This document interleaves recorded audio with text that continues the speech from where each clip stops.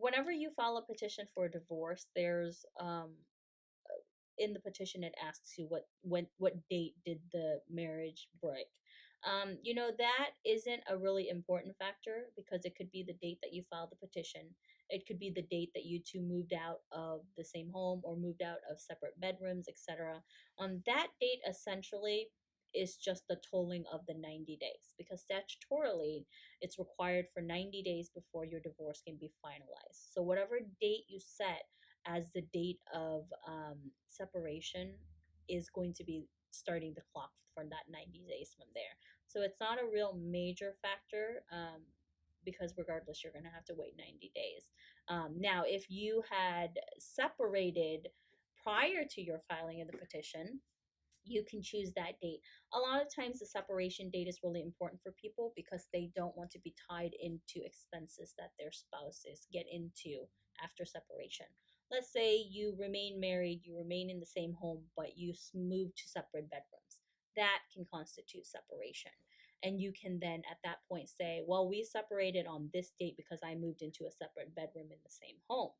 Any expenses or liabilities that he incurred after that date should be his separate expense. You can certainly make that argument.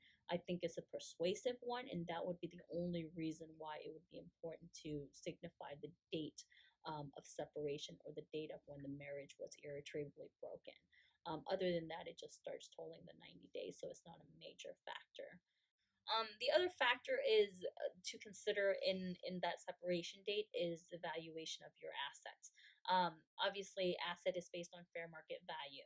Let's say your date of separation was in 2010 when the market crashed or something, and the value of your home was only 100,000 at that point versus now at 2018 your house could be worth at 500,000.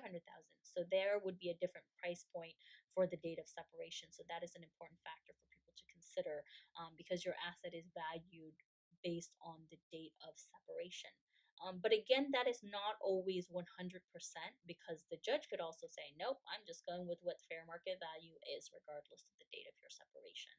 So that's a factor for argument. And I think that's important if you have an asset that has either increased in substantial value or decreased in substantial value, where you need to show your fair and equitable share. Because 50% of 100,000 is only 50,000 versus 50% of 500,000 is 250,000. That's a big jump. And so that is the only time where arguments arising out of the date of separation would be a factor for the judge to consider.